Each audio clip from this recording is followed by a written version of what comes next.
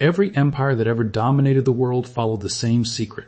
It was never about who won the war. It was always about who showed up first when the war was over. One country mastered that secret better than any other in the 20th century. Tens of millions of people were dying. Entire cities were being erased from the map. The most destructive conflict in recorded history was still raging, and that country was not focused on the battlefield. It was focused on what came after. It was designing the world that would exist once the killing stopped. The guns had not fallen silent, the peace treaties had not been written, the ash had not even settled, and America had already drafted the financial system, the institutional architecture, and the currency arrangement that would govern the entire planet for the next 80 years. It was not generosity. It was not idealism. It was the most calculated act of strategic positioning in modern history. America did not secure its dominance by defeating its enemies on the battlefield. It secured it by designing the peace before anyone else realized the war was ending. Now here is the part that should make you deeply uncomfortable, because there is another country that has studied exactly what America did, studied it in detail, studied it with patience, and decided that the 21st century presents the same opportunity that 1945 presented to Washington. That country is China. Right now, as Ukrainian cities are reduced to rubble, as Gaza is dismantled block by block, as trade wars splinter global supply chains and American foreign policy staggers between crises. China is not the one firing the weapons. China is not the one counting its casualties. China is the one taking notes. It is watching the destruction unfold.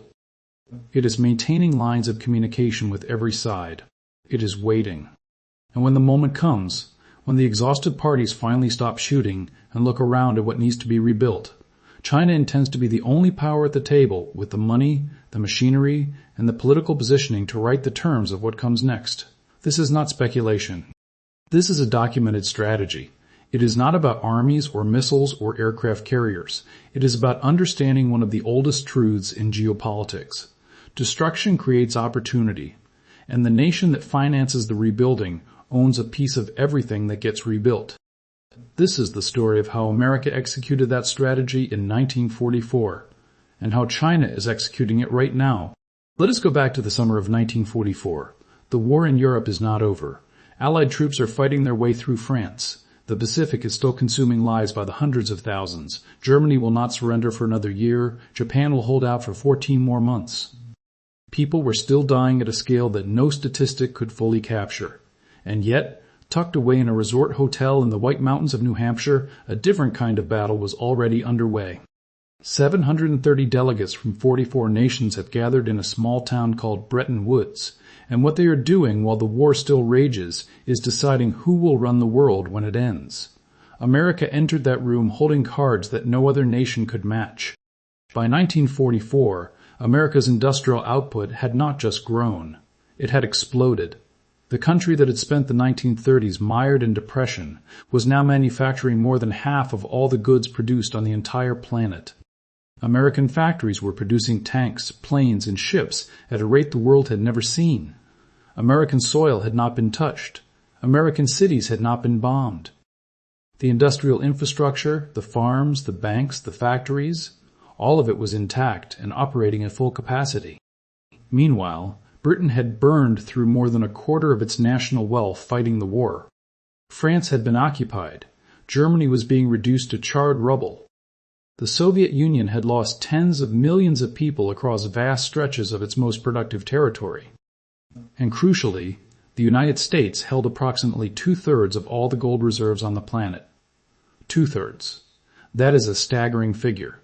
2/3 of the world's gold, which meant that when the architects of the post-war financial system sat down at Bretton Woods, there was really only one currency in the room, with the weight, the stability, and the reserves behind it to serve as the foundation of global trade. The British economist John Maynard Keynes famously tried to propose a new international currency. He called it the banker, something neutral, something that did not give any one nation an inherent advantage over all the others. Keynes understood exactly what was at stake. He understood that whoever's currency became the world's reserve currency would gain what economists would later call the exorbitant privilege, the privilege of printing the money everyone else needs, the privilege of running deficits without the usual consequences, the privilege of having the whole world essentially work as your banker. Keynes lost. Harry Dexter White, the American representative, won. And from that moment on, the dollar was not just the American currency, it was the world's currency. Every other nation pegged its currency to the dollar. The dollar was pegged to gold, and America became the center of gravity around which the entire global financial system revolved. The International Monetary Fund, headquartered in Washington, the World Bank, headquartered in Washington, the United Nations, headquartered in New York. These were not coincidences. They were choices. Careful, deliberate choices made by a country that understood that the architecture of institutions shapes the distribution of power for generations. Then came the Marshall Plan. In 1947, with Europe still devastated, still hungry, still struggling to function, Secretary of State George Marshall announced that the United States would provide the equivalent of approximately $115 billion in today's money to rebuild Western Europe. What the history books rarely say plainly is this: the Marshall Plan was not an act of generosity, it was an act of architecture. By financing the reconstruction of Western European economies, America was engineering its own commercial future. New consumers for American exports, new debtors for American banks, new governments that owed their post-war survival to Washington. Every road rebuilt with Marshall Plan dollars was a road that carried European goods into dollar-denominated trade. Every factory restored with American credit was a factory that reinforced American institutional centrality for a generation. Washington did not rebuild Europe out of kindness. Washington rebuilt Europe because the nation that finances the Reconstruction writes the terms of everything that follows. The country that rebuilds you shapes what you become. For 80 years, that principle has been the true foundation of American global power. Not the carrier groups, not the nuclear warheads. The decisive weapon was the capacity to arrive in the wreckage and offer to put it back together, on American terms, with American money, through American institutions, settled in American dollars.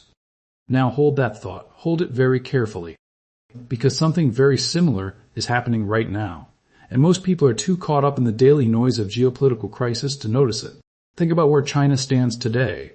Economically, it is the world's second largest economy. By some measurements of purchasing power, already the largest. Its industrial manufacturing capacity is, in certain key sectors, unmatched anywhere on Earth.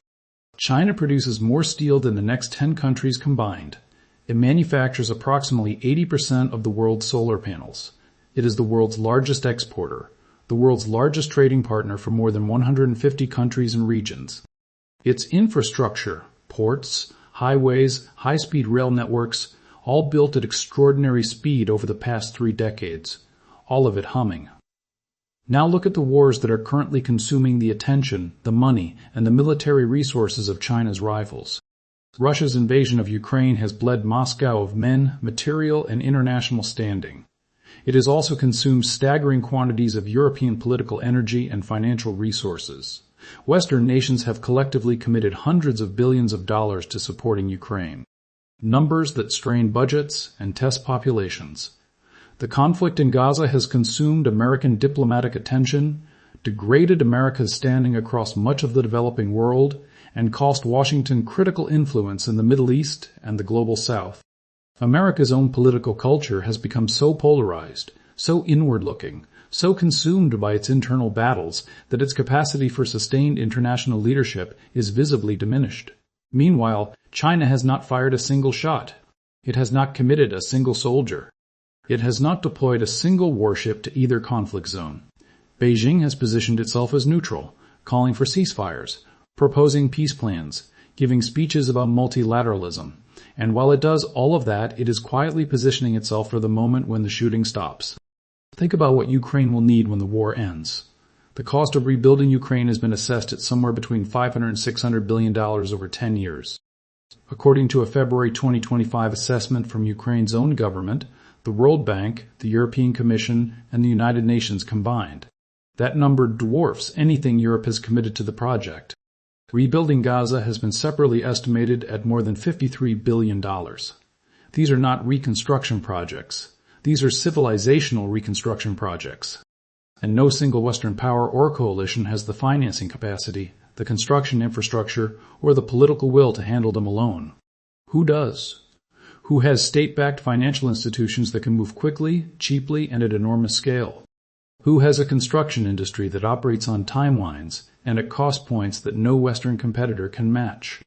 Who has already demonstrated in Iraq, in Ethiopia, in South Sudan, in Afghanistan, in dozens of other post-conflict environments, a specific playbook for entering war-torn nations and trading infrastructure investment for economic access, resource rights, and political alignment? The answer, and you already know the answer, is China. Beijing included post-conflict reconstruction in its 12-point peace plan for Ukraine. The Chinese Development Cooperation Agency has explicitly stated its readiness to provide assistance to Ukraine once the conflict concludes. Ukrainian President Volodymyr Zelensky himself has acknowledged that Chinese participation in reconstruction would be, in his word, lucrative for all parties involved. Chinese firms are already competing successfully on commercial contracts in Ukraine, even while the war continues, undercutting European competitors on price. Germany, which has provided approximately 36 billion euros in bilateral aid to Ukraine, is watching with growing frustration as Chinese and Turkish firms capture reconstruction contracts that German companies expected to win. The irony burns. Europe is paying for the war. China may profit from the peace. This is not an accident. This is a strategy. And to understand how deliberate it is, you have to look at what China has been building for the past decade, because it did not wait for these wars to start. It began constructing its post-war position long before anyone knew which wars would create the opportunity. In 2013, Xi Jinping announced the Belt and Road Initiative. The stated goal was to build a vast network of infrastructure connecting China to Europe, Africa, the Middle East, and Southeast Asia through roads, railways, ports, pipelines, and digital networks. More than 140 countries eventually signed on to some form of participation. The scale was genuinely staggering. In Pakistan, China built the China-Pakistan Economic Corridor, a $62 billion network of infrastructure linking Chinese manufacturing to the Arabian Sea. In Kenya, they built the Mombasa to Nairobi Standard Gauge Railway. In Greece, they acquired a majority stake in the port of Piraeus, turning it into one of the fastest-growing container ports in the Mediterranean. In Sri Lanka, they financed the Hambantota port. And when Sri Lanka could not service the debt, they secured a 99-year lease on the facility. Western governments immediately compared the Belt and Road Initiative to the Marshall Plan. The structural logic is undeniable. The Marshall Plan used American money to rebuild Europe, creating economic dependency and political alignment. The Belt and Road Initiative uses Chinese financing to build infrastructure across the developing world, embedding Chinese economic relationships, Chinese technical standards, Chinese contractor presence, and Chinese political influence into the foundations of dozens of countries. The mechanism is different. The purpose is identical. And there is one way in which the Belt and Road Initiative actually exceeds the Marshall Plan in ambition. It is bigger. It is geographically broader. And it has no defined end date. The Marshall Plan ran for 4 years. The Belt and Road Initiative is still running. The Americans taught a second critical lesson at Bretton Woods, and China has been paying very close attention to it. The lesson is about institutions. The International Monetary Fund and the World Bank were created at Bretton Woods to serve, in theory, the entire world. In practice, they were designed by America, headquartered in America, governed by rules that gave America and its allies disproportionate voting power, and they operated in America's currency. When China's economic weight grew large enough for Beijing to demand a greater voice in those institutions, the response from Washington was slow, reluctant, and insufficient. The United States Congress blocked an IMF reform package in 2010 that would have given emerging economies a larger share of voting power. The reform eventually passed years later. But the delay sent a message. America was not willing to share the architecture it had designed. China's response was to build its own architecture. In 2015, Beijing launched the Asian Infrastructure Investment Bank. Washington told its allies not to join, warning that the institution would lack proper governance standards and would serve Chinese strategic interests rather than genuine development goals. Britain joined anyway, then Germany, then France, then Italy, then South Korea, then Australia. Today, the Asian Infrastructure Investment Bank has 111 members, including some of America's closest partners. It is headquartered in Beijing. Its president, for the first time in any major multilateral development institution, is not an American or a European. China is its largest shareholder, controlling approximately 26% of voting power. In the same year, the 5 BRICS nations, Brazil, Russia, India, China, and South Africa, launched the New Development Bank, a multilateral institution specifically designed to give emerging economies a financial institution in which they had genuine equal voice. That bank now has over 30 member nations and is growing, and Beijing has been systematically building the payment infrastructure to go with these institutions. The Cross-Border Interbank Payment System, known as CIPS, is China's alternative to the SWIFT messaging system that dominates global financial transactions.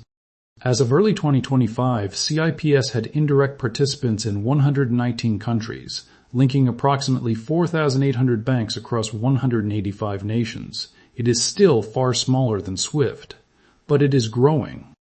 And every country that runs transactions through CIPS is a country that is slightly less dependent on the American-controlled financial plumbing of the global economy. Which brings us to the boldest parallel of all, the currency. When Harry Dexter White outmaneuvered John Maynard Keynes at Bretton Woods and installed the dollar as the world's reserve currency, he gave America a structural advantage that has never been fully appreciated by most people. Every country that wants to buy oil on the global market has historically needed to hold dollars, because oil is priced in dollars. Every country that wants to trade internationally holds dollars as reserves. Every emerging market that borrows money borrows in dollars. This means the entire global economy effectively works as a subsidy for the American government, which can run deficits that would be catastrophic for any other nation and sell its debt to the world at favorable rates, simply because there is no credible alternative. China wants to change that. Xi Jinping himself, in remarks made in 2024 and later published by the Chinese Communist Party's flagship ideological journal, outlined plans to make the renminbi a global reserve currency. China's central bank governor has stated publicly that the renminbi is now the world's largest trade finance currency and the third largest payment currency globally. The renminbi's share of global trade finance has roughly doubled since the beginning of Russia's war against Ukraine in 2022. China introduced yuan-denominated crude oil futures contracts on the Shanghai International Energy Exchange in 2018, creating what some analysts call the petro-yuan, a direct challenge to the petrodollar system that has underpinned dollar dominance in energy markets since the 1970s. It signed a yuan real trade settlement agreement with Brazil in 2023. Kenya, Angola, and Ethiopia converted dollar-denominated debts to China into renminbi-denominated obligations. Kazakhstan's development bank sold a renminbi-denominated bond. Indonesia issued its first-ever offshore renminbi debt, raising 6 billion yuan. None of these individual steps is sufficient to dethrone the dollar. The renminbi still accounts for only about 2% of global foreign exchange reserves, compared to the dollar's approximately 57%. China's capital controls, its less liquid financial markets, and its managed currency system are all genuine obstacles to full renminbi internationalization. But that is almost precisely the situation of the dollar in 1930. Dominant? Yes. Unassailable forever? No. Reserve currency transitions take decades. They do not happen overnight. They happen through the patient accumulation of bilateral agreements, institutional frameworks, trade relationships, and geopolitical moments where the incumbent power is weakened enough that the alternative looks more attractive. And here is where China's strategy shows its most sophisticated dimension. China does not need to fully replace the dollar to win. It needs only to gradually increase the percentage of global trade settled in renminbi, gradually expand the network of countries that hold yuan reserves, gradually build enough alternative infrastructure that the dollar's weaponization through sanctions becomes less effective. The United States has repeatedly used the dollar's dominance as a geopolitical weapon, freezing the assets of unfriendly governments, cutting nations off from SWIFT, imposing secondary sanctions on any entity that does business with designated targets.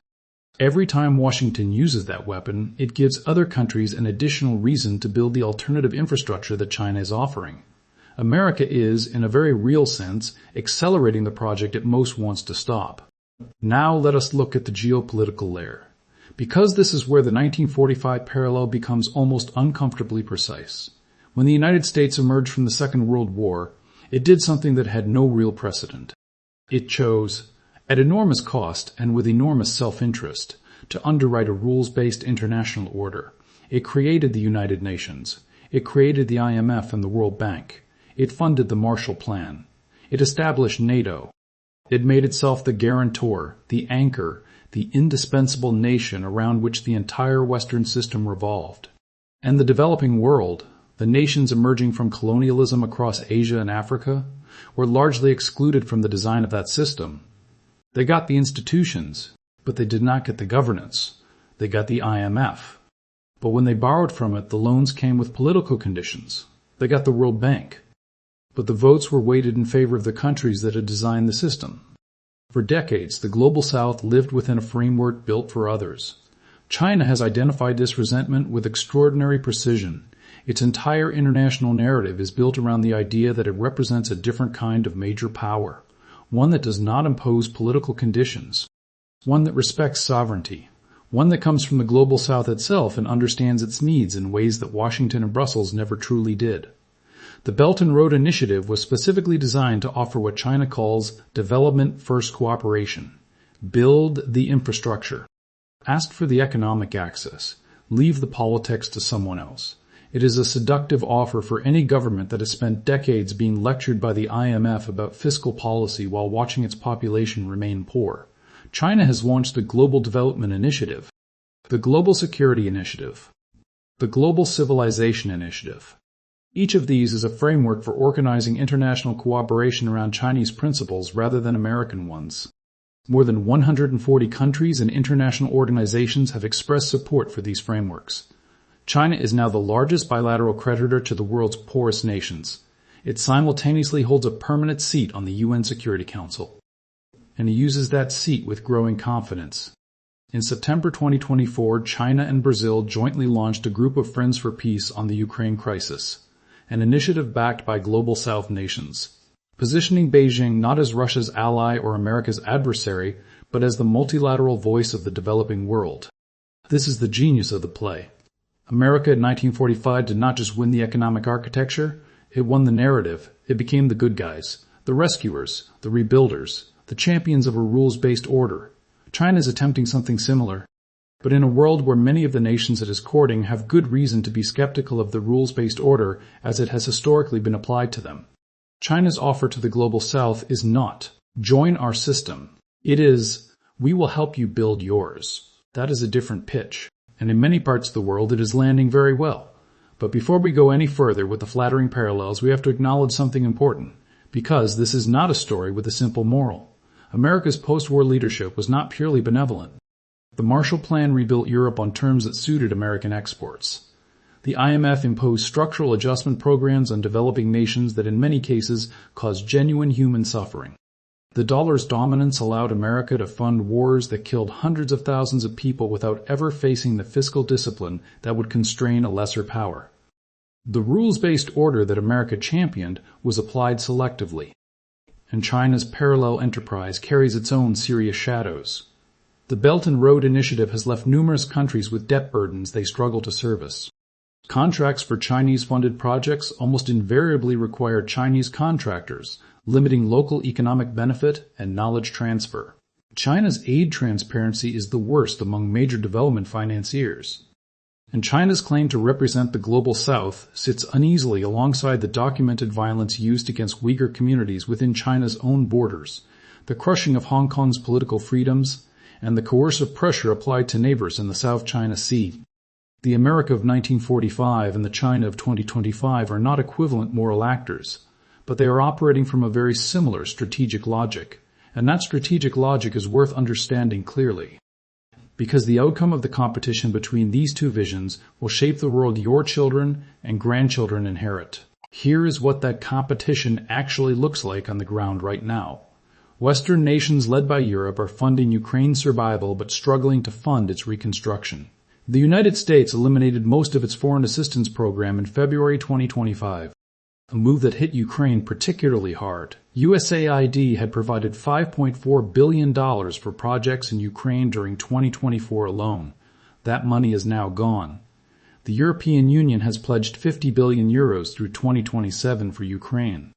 But the total reconstruction need over the next decade is estimated at $524 billion, almost 3 times Ukraine's entire pre-war gross domestic product. No Western coalition is going to fully fill that gap. China, meanwhile, has the financial institutions, the construction companies, the political positioning, and the strategic incentive to step into it. Its state development banks can commit financing at speed. Its construction conglomerates can build at scale and at cost. Its diplomatic posture of studied neutrality means it does not arrive at the Reconstruction table carrying the political baggage of either side. And its Reconstruction playbook has been field-tested extensively. The oil for projects deal with Iraq secured 100,000 barrels per day to China for 20 years in exchange for infrastructure credits. A similar oil for roads arrangement was reached with South Sudan. In Ethiopia's Tigray region, China was already positioning its companies to resume disrupted projects before the guns had fully cooled. The pattern is consistent, and it is not subtle. Wait for the conflict to exhaust both sides. Maintain lines of communication with all parties. Position as a voice of reason and peace. And when the Reconstruction moment arrives, be the most capable, fastest moving, least politically demanding option at the table. Now there is one more dimension of this story that is perhaps the most important of all. And it is the one most often overlooked by analysts who focus only on the military balance or the economic metrics. It is the question of what this moment does to the internal confidence of each power. In 1945, America emerged from the war with an extraordinary sense of its own purpose and capability. Its institutions worked. Its economy was booming. Its people believed in what their country represented. That confidence, that institutional coherence, was itself a form of power. It was what made the Bretton Woods vision credible to 44 nations. It was what made the Marshall Plan deliverable at scale. Confidence is not just a feeling. It is an operational capacity. Now look at the American political landscape in 2025. The country that designed the post-war order is currently threatening to impose 100% tariffs on any nation that considers creating an alternative to dollar dominance. It has withdrawn from international development aid at precisely the moment when rivals are expanding theirs. It is consuming enormous political energy in domestic battles about its own identity and governance. Its relationship with its traditional European allies has rarely been more strained, with American officials openly questioning the value of NATO commitments that have been the bedrock of European security for 8 decades. None of this is fatal. America has recovered from severe periods of internal division before, but it represents a window of opportunity, and China has noticed. Xi Jinping is, by nearly every indicator, in a stronger domestic political position than any Chinese leader since Mao Zedong. The Chinese Communist Party has used the post-COVID decade to consolidate control over the economy, the military, and the information environment in ways that make the party's capacity for sustained strategic action more formidable. Yes, China faces serious economic headwinds, a property sector in distress, high youth unemployment, demographic challenges posed by decades of the one-child policy. But the institutions through which China is pursuing its post-war positioning are not dependent on quarterly growth figures. The Belt and Road Initiative, the Asian Infrastructure Investment Bank, the CIPS payment system, the Yuan Internationalization Project, the Global South Diplomatic Offensive. All of these are long-horizon plays that continue regardless of whether China's GDP grows at 4% or 7% in any given year. This is the fundamental asymmetry. America's democracy requires it to be responsive to short-term political pressures. China's system allows it to pursue 30-year strategies without deviation, regardless of public opinion, election cycles, or quarterly earnings reports. That is not an advertisement for authoritarianism. It comes with profound costs and genuine dangers, as history repeatedly demonstrates. But in the specific competition for post-war positioning, the ability to execute a patient, consistent, multi-decade strategy is a meaningful advantage. So where does this leave us? Is China going to replicate America's 1945 moment? Is there a Beijing Bretton Woods on the horizon? Not exactly, and not soon. The UN is nowhere near ready to displace the dollar as the primary global reserve currency. The Asian Infrastructure Investment Bank and the New Development Bank, while growing, are not yet the IMF and the World Bank. The BRICS alliance lacks the institutional coherence and shared values that underpin the American post-war order. China's Belt and Road Initiative, despite its enormous reach, has stumbled on debt sustainability issues in numerous countries and is being recalibrated. But here is the point that matters most. America did not emerge from Bretton Woods as the unchallenged global hegemon overnight. The transformation from a continental power to the world's indispensable nation took decades. The dollar's supremacy solidified gradually. The institutions grew in scope and influence over time. The post-war order was not assembled in a single moment. It was built brick by brick, agreement by agreement, reconstruction project by reconstruction project across a generation. China is playing the same long game. Every renminbi-denominated oil contract is one more brick. Every Belt and Road Railway is one more brick.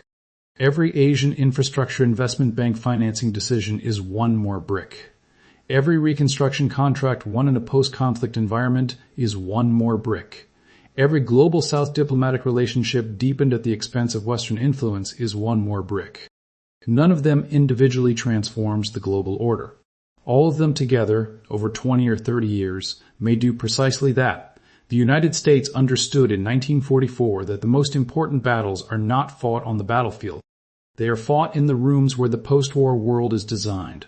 Roosevelt convened Bretton Woods while Allied soldiers were still dying in Normandy, because he knew that whoever designed the peace would own the peace. For 80 years, America owned it. China has read that history. Xi Jinping has read that history. And right now, while the world's attention is consumed by the violence in Ukraine and Gaza, while American political energy is consumed by domestic dysfunction, while European capitals struggle with the twin pressures of security spending and economic competition from Chinese manufacturing, Beijing is in a room somewhere, at a drafting table, designing what comes next. The question is not whether China is attempting to do what America did in 1945. The evidence that it is doing exactly that is overwhelming. The question is whether America and the broader coalition of nations that built the post-war order has the coherence, the confidence, and the institutional stamina to contest it effectively. The question is whether the world's developing nations, offered a choice between the existing order and the Chinese alternative, will see enough of a difference to choose differently. And the question is whether China, in the pursuit of its own version of post-war dominance, will make the same mistake that every aspiring hegemon eventually makes: overreaching, overcommitting, and discovering that running the world is considerably harder than designing the architecture for it. America found that out. Rome found that out before them. Every empire that thought it had permanently solved the problem of power eventually discovered that power is not a thing you win. It is a thing you continuously earn, defend, and sometimes lose. The drafting tables of history are never empty for long. Someone is always sitting at one, drawing the next world. Right now, that someone is China. And the world should be paying very close attention to what is being drawn. If you made it all the way to the end of this one, leave a chess piece emoji in the comments. It seems appropriate. And if this channel is new to you, please subscribe. We cover the financial and geopolitical forces that shape the world, told in the kind of depth these stories deserve. I will see you in the next one.